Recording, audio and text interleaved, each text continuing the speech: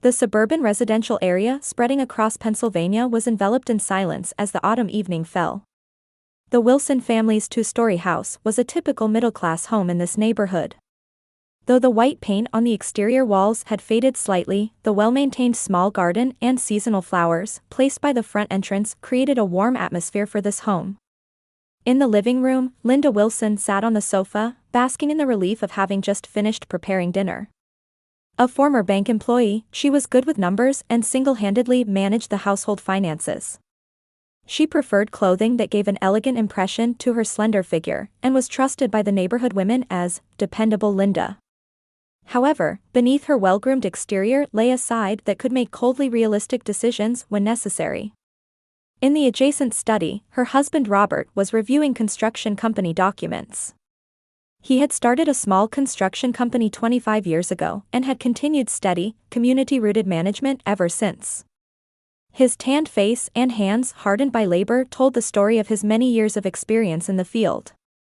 With his gentle nature and good local reputation, while not wealthy, he earned enough income to support his family. However, he constantly harbored anxiety about the future prospects of his business and often relied on his wife Linda's opinions for financial decisions. In the room immediately up the stairs, Sophia was studying with medical textbooks spread out before her. She had grown up bearing all of her parents' expectations from a young age. In addition to her beautiful blonde hair and well-formed features, she had always achieved excellent grades academically. During high school, she was active as captain of the volleyball team, and in college, she majored in biology while aiming for medical school admission. For her parents, Sophia was their pride and their investment in the future. Whenever Linda met people in the neighborhood, she would enthusiastically talk about her daughter's grades and prospects as a future doctor. Meanwhile, in the adjacent room, Sophia's older sister Emma was sitting at an old upright piano. As her fingertips glided across the keys, beautiful melodies resonated through the quiet night air. Emma had shown extraordinary talent for music since she first touched the piano at age 5.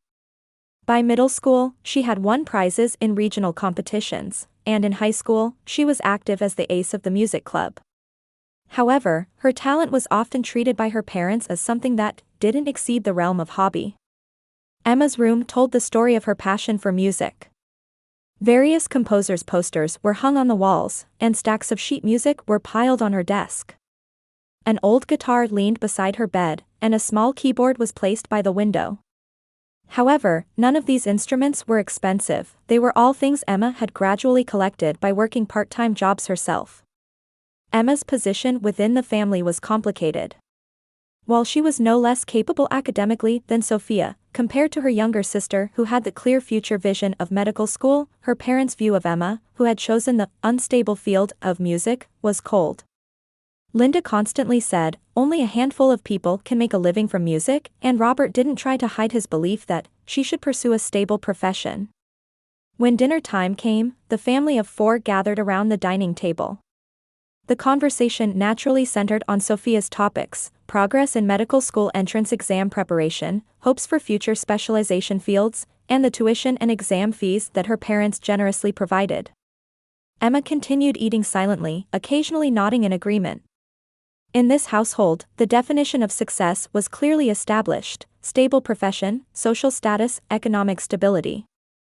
And Sophia was expected to fulfill all of these. Meanwhile, Emma's passion for music was treated as a youthful dream and recognized as something that should eventually give way to a realistic path. After finishing dinner, Emma sat at the piano again. The music she played was beautiful enough for everyone in the family to acknowledge. However, her parents questioned whether that beauty was something worth investing in for the future. For Linda and Robert, while they recognized Emma's talent, they believed it was unrealistic to establish it as a profession. That night, Emma began seriously considering attending music college. She had confidence that her music could become something more than just a hobby. However, she also understood that the path would not be smooth. Particularly, whether she could gain understanding and support from her family was a major source of anxiety. The Wilson family's day was about to end peacefully on the surface. However, the differences in this family's values and the disparity in expectations would eventually create a major rift. That rift had begun with a certain incident 10 years ago. 10 years earlier, in the fall, Emma Wilson was living the most fulfilling days of her life as a third-year music college student. Life at the Philadelphia Music Academy was a dream come true for her. Spending every day in practice rooms and competing with peers who shared the same aspirations was something she could never have experienced in her hometown. Emma's talent stood out even in college. The piano department professors highly praised her performance technique and musical sensitivity, and she was particularly noted as a promising talent in the field of composition. She won the top prize 3 times in school competitions and was honored with numerous awards at regional music festivals. She was looked upon with respect by her classmates and was an object of admiration for underclassmen. However, behind her brilliant success, Emma faced serious economic hardship. Music college tuition was certainly not cheap, and she was somehow continuing her studies through scholarships, limited support from her parents, and her own part-time job income.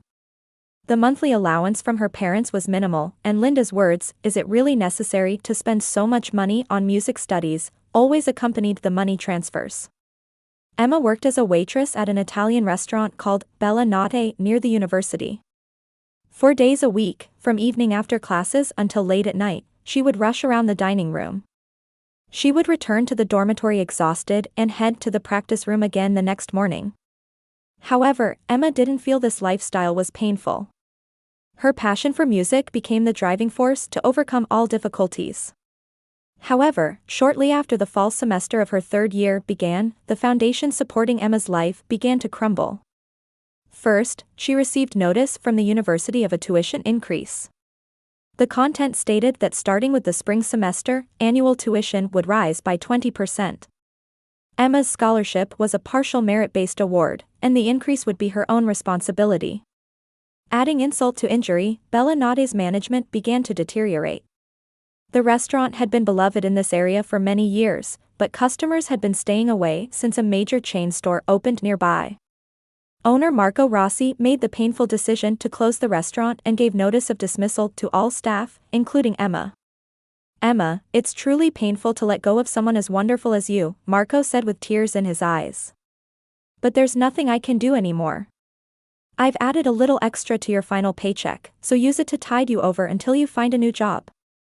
Emma bid farewell to Marco with gratitude, but deep anxiety spread through her heart. The double blow of tuition increases and job loss fundamentally threatened her university life. She desperately searched for a new part-time job, but it was difficult to find a position that would allow her to secure practice time for music. She applied for various jobs like late-night convenience stores and early morning cleaning work, but all were difficult to balance with her studies. As time passed, Emma's savings began to run out. On a cold November night, Emma was calculating with a calculator in her dormitory room. Spring tuition, living expenses, textbook costs, and piano lesson fees. No matter how she calculated, it was impossible to continue university under her current circumstances. With trembling hands, she picked up her cell phone and called her parents back home. "Mom, it's me," Emma's voice was high with tension. "Emma? What's wrong, calling so late?" Linda's voice carried an annoyed tone. "Actually, I have something to discuss. About tuition." On the other end of the phone, Linda let out a deep sigh. "Money talk again? You keep going on about music, how long are you going to continue with that?" Emma desperately explained the situation, the tuition increase, the restaurant closure, not being able to find a new job. However, Linda's reaction was cold. "That's your problem. We don't have unlimited resources either. Sophia's exam fees are expensive too, and your father's company isn't doing well. Mom, please. I'll definitely pay it back. I'll absolutely repay it after graduation." Emma's voice became tearful. "Pay it back? But can you make a living from music? Face reality, Emma. Music is just a hobby after all. Getting a proper job and earning a stable income, that's what being an adult means." The phone was hung up abruptly. Emma remained motionless for a while, gripping her cell phone. The next day, Emma took the plunge and called her father directly. Robert wasn't as harsh as his wife, but his understanding of music was equally poor. Emma, I can't say I don't understand your feelings. But our family has various circumstances too. Robert's voice sounded apologetic. Sophia's medical school entrance exams are coming up, and prep school costs are no joke. Besides, I honestly don't understand if your musical path will really lead to a future. Dad, I'm serious about this. I want to live through music. I understand that. But realistically speaking, it's difficult to earn a stable income from music. You must understand that too. This conversation also ended without securing financial support from her parents. Emma hung up the receiver with a feeling of despair. Over the following weeks, Emma tried every possible method, applying for student loans, recruiting students for private music lessons, searching for jobs that would work even on weekends only. However, everything was insufficient. She had already borrowed up to the limit on student loans, and private lesson students didn't gather as she had hoped. When December arrived, Emma's situation worsened further. Her dormitory payments fell behind, and it became common to reduce meals to once a day. Her classmates noticed her changes, but proud Emma couldn't consult anyone about her financial difficulties.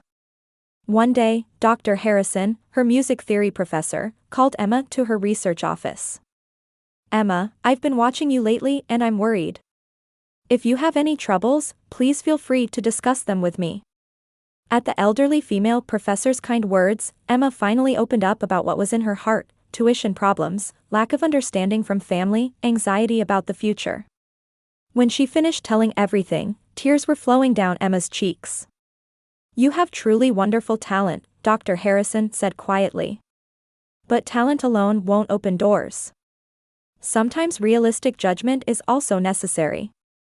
The professor explained the university's special scholarship system, but the application deadline had already passed and it wouldn't be available until the following year. When Emma returned home for Christmas vacation, she faced her parents with her last hope. However, the conversation in the living room completely betrayed her expectations. Emma, face reality once and for all, Linda said coldly. Music doesn't go beyond the realm of hobby. I want you to study something more practical. But Mom, the professors say I have talent. Even if you have talent, you can't make a living from it. Look at Sophia. If she becomes a doctor, she'll have a stable income. That's the path that gives us peace of mind as parents. After this final conversation, Emma made the decision to leave university. 3 years of accumulated effort, the human relationships she had built, and above all, her dreams of music, she would have to give up everything.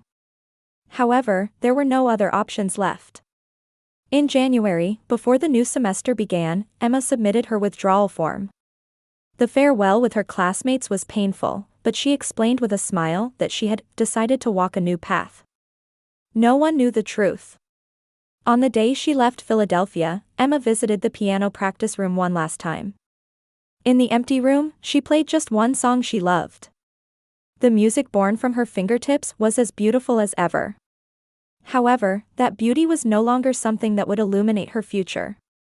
3 months after leaving university, on a spring day, special celebration preparations were arranged in the Wilson family dining room. Luxurious food that Mother Linda had splurged on was lined up on the table, and a bottle of champagne opened to celebrate Sophia's medical school acceptance was sparkling. Congratulations, Sophia. Robert embraced his daughter's shoulder and smiled proudly. Your dream has finally come true. Sophia beamed as she picked up the acceptance letter. Thank you, Dad. I'm really happy. This is thanks to you and Mom too. Linda kissed her daughter's cheek and replied, It's because you worked hard. We're proud of you. Emma sat at the end of the table, quietly applauding. In the 3 months since returning home, she had been working part-time at a local cafe while continuing to think about her future. Her passion for music never disappeared, but she also understood the need to explore realistic paths. Emma, say something too. Linda turned toward Emma. Really, congratulations, Sophia. That's wonderful, Emma said with a genuine smile. In her heart, feelings of truly celebrating her sister's success swirled together with complex thoughts about her own shattered dreams. Sophia looked at her sister and replied, Thank you. But you can find a new path too. There are various things besides music. Those words might not have contained malice. However, to Emma, they seemed to contain the family's shared recognition that music is just a hobby after all. Actually, I have something I'd like to discuss with everyone. Emma summoned her courage to begin. I want to return to the path of music once more. A moment of silence visited the dining room. Linda's expression instantly clouded, and Robert showed a look of confusion. Emma, that talk again? Linda's voice clearly contained irritation. You gave up once, didn't you? Why are you still thinking about such things? Mom, I didn't give up. I just temporarily interrupted due to financial problems, Emma desperately explained. The music school professors recognized my talent too, and they said they'd welcome me back. Talent, Linda laughed through her nose. What good does talent do? Only a handful of people can make a living from music. Face reality. Sophia put down her glass and interjected, Sister, but music is unstable, isn't it? Like me, if you become a doctor, you're guaranteed a stable income. Sophia, this doesn't concern you, Emma's voice unusually contained irritation. Doesn't concern me? Sophia frowned. We're family, so it does concern me. It would be troublesome if sister chases unrealistic dreams and causes problems for everyone. What do you mean by problems? Emma stood up. Well, it's about money again, isn't it? Linda said coldly. You're planning to ask us to pay tuition again. Emma was momentarily at a loss for words. Indeed, returning to music school required funding. It was an amount that could never be covered by part-time work alone. That's right, Emma answered honestly. But I'll definitely pay it back. Please, give me one last chance. Linda leaned back in her chair and stared at Emma. Emma, when will you face reality? Music is just a hobby after all. Making a living from it is a pipe dream. But Mom. No buts, Linda's voice became stern. Look at Sophia. She was accepted to medical school and will become a fine doctor in 6 years. That's a realistic choice. Instead of talking about pie-in-the-sky ideas like you, have more down-to-earth thoughts. Robert opened his mouth to mediate. Linda, isn't that a bit too harsh? Too harsh? Linda turned to her husband. I'm just teaching reality. I don't think Emma has a future like her sister. It would be a waste of money. Those words pierced deeply into Emma's heart. No future, waste of money. These words from her mother's mouth made the doubts she had kept hidden in her heart become reality. Mom, does that mean, Emma's voice trembled, that I have no value? Linda answered without hesitation. I wouldn't say you have no value, but I can't expect the certain investment return like with Sophia. At that moment, Sophia's cell phone rang. Her face brightened as she looked at the screen. Oh, it's a notification from the bank, Sophia looked at the screen happily. Medical school tuition, full payment completed. Linda and Robert showed expressions of relief. Good, Linda smiled. Now we don't have to worry about tuition for 6 years. Emma was stunned. Sophia's medical school tuition for 6 years amounted to tens of thousands of dollars. Her parents had paid it without any hesitation.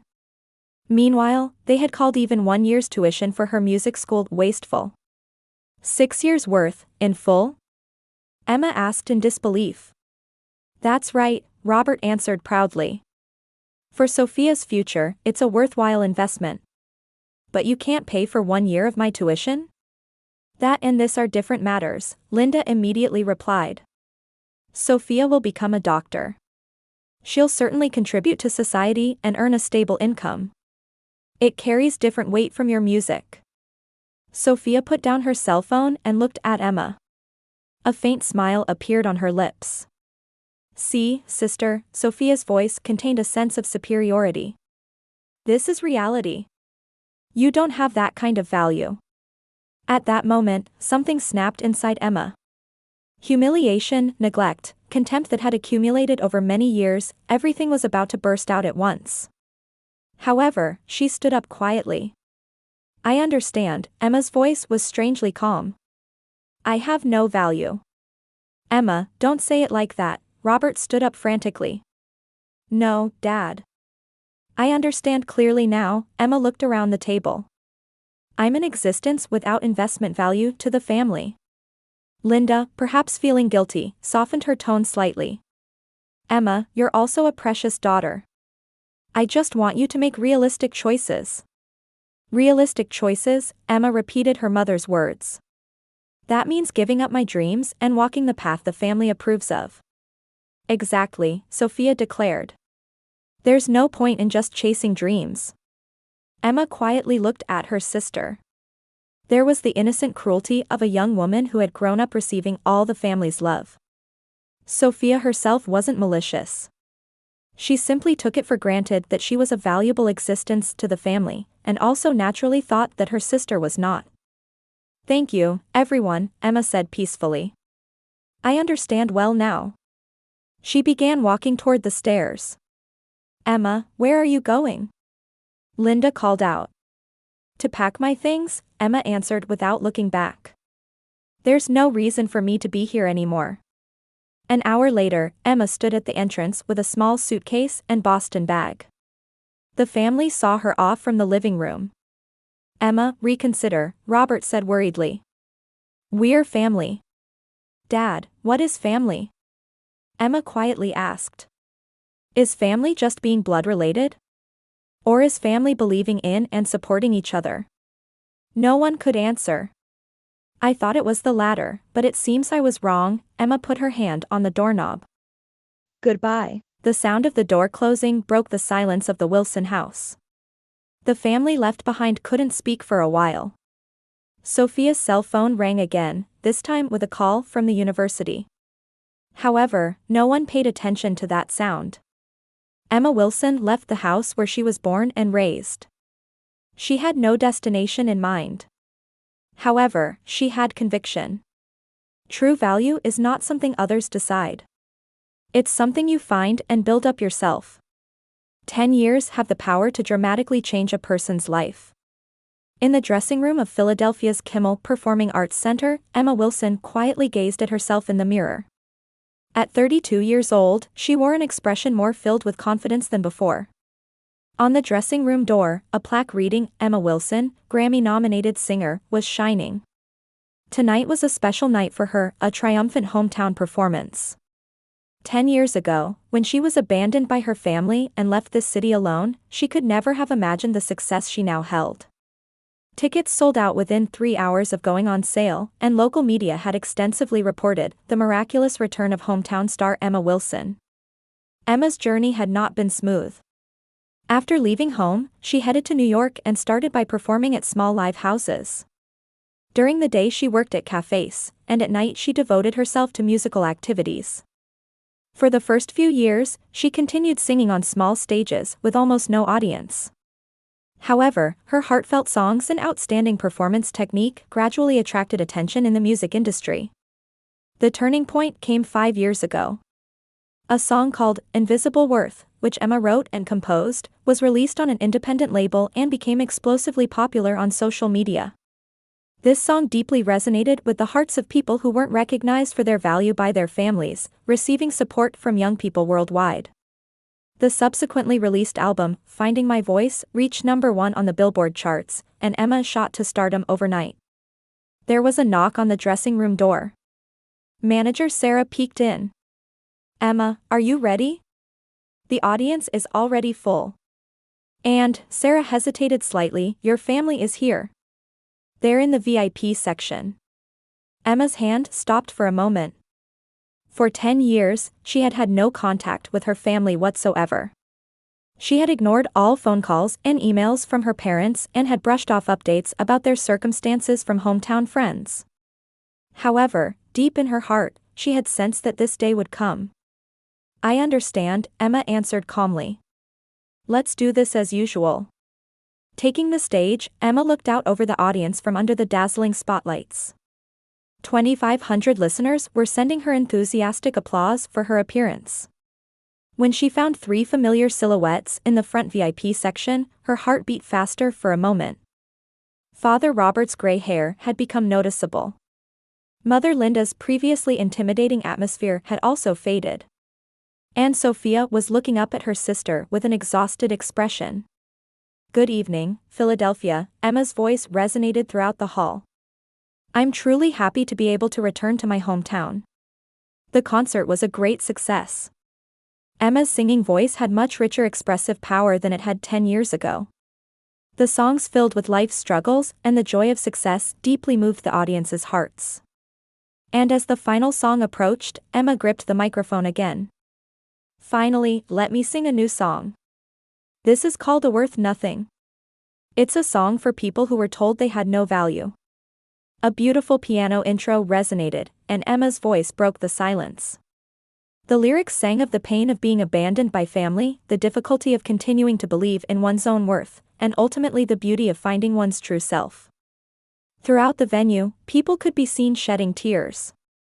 The 3 members of the Wilson family in the VIP section were also listening to Emma's song with complex expressions on their faces. Tears of regret glistened in Linda's eyes. When the concert ended, Emma left the stage amid a standing ovation. After returning to the dressing room for a while, there was another knock at the door. This time, the 3 family members were standing there. "Emma," Robert opened his mouth. "That was a wonderful concert. You really are." "Good evening, Dad," Emma answered peacefully. "Mom too, and Sophia. It's been a long time." Linda was in tears. "Emma, we were wrong. I'm truly sorry for hurting you." "You don't need to apologize, Mom," Emma's voice held no anger. There was just distance. "Rather, I'm grateful. Thanks to all of you, I was able to find true strength." Sophia stepped forward. Her face no longer held its previous arrogance. "Sister, I dropped out of medical school," Sophia's voice was trembling. "In my 3rd year. I couldn't keep up with the studies, and the debt kept growing." Emma didn't show a surprised expression. Actually, she already knew about her sister's recent circumstances. Since her success, information from her hometown had also started coming in. "Now I'm working multiple part-time jobs, but repaying the tuition debt is difficult," Sophia continued. "Dad and Mom also lost their house to debt when Dad's company failed and they became guarantors." Robert spoke painfully. "Emma, actually, we came here today because we have something to discuss with you." "About money," Emma said quietly. "That's right. I'm sorry, but could you help us out a little?" Robert's voice was filled with humiliation. "Knowing that you're successful, we thought maybe." "How much do you need?" Emma asked matter-of-factly. "About $30,000 in total," Linda answered in a small voice. Considering Sophia's tuition debt, the remaining house loan, and living expenses. Emma crossed her arms and pretended to think. Actually, that amount wasn't a big deal to her. It was only part of the income she could earn from one concert. "Sister, please," Sophia pleaded. "We have no one else to turn to." Emma looked around at the 3 of them. 10 years ago, these 3 people had told her she was worthless. And now, they were seeking salvation from that worthless daughter. It was an ironic turn of events. "Do you remember," Emma began speaking quietly, "the words Mom said to me 10 years ago? Sophia has a future, but spending money on you would be wasteful." Linda covered her face. "Emma, please, that was." "And Sophia," Emma looked at her sister. "You told me I had no value." While smiling smugly. Sophia couldn't say anything. "At that time, I really thought maybe I truly had no value," Emma continued. "But after leaving home, I understood. Value isn't something others decide. It's something you create yourself." Robert opened his mouth. "Emma, you're absolutely right. We were wrong. But we're family." "Family?" Emma shook her head. "Dad, thank you for teaching me I had no value. Thanks to that, I was able to learn what true family really is." "What do you mean by true family?" Linda asked. "Not blood relations, but people who believe in me," Emma smiled. "My manager Sarah, all the recording staff, and fans around the world." They are my true family. But Emma, Sophia made one final plea. We're really in trouble. Emma stood up. Sophia, you said 10 years ago, you don't have that kind of value. Today, I'm returning those words to you. The three faces went pale. To me, you no longer have that kind of value. Emma's voice was calm, but those words contained absolute determination. 10 years ago, you abandoned me. Now it's my turn to abandon you. Emma, please, Linda pleaded through tears. Don't worry, Mom, Emma walked toward the door. I'm sure you'll manage somehow. Just like I did. The dressing room door closed, and the three were left behind. Only the sound of Emma's footsteps echoed in the hallway.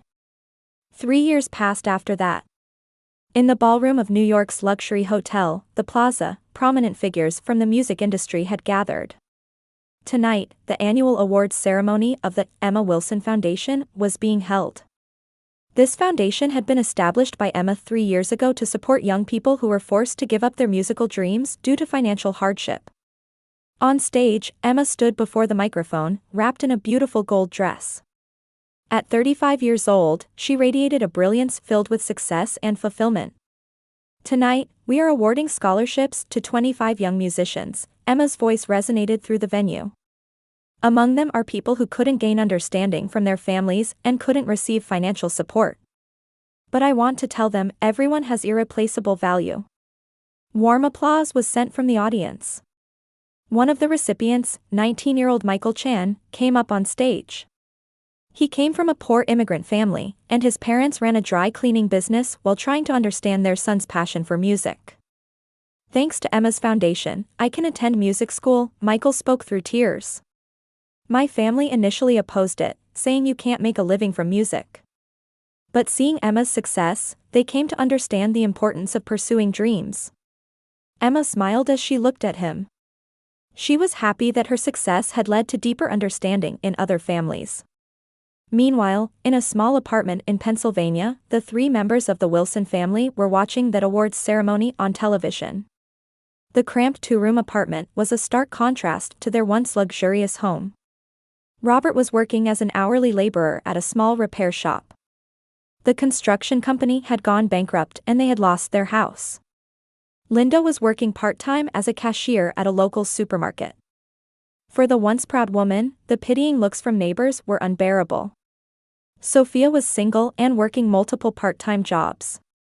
Repaying her medical school tuition debt was still not finished, and she continued living under pressure from monthly payments. Her former beauty was now hidden by fatigue, and there was no longer any trace of the dreamy girl she once was.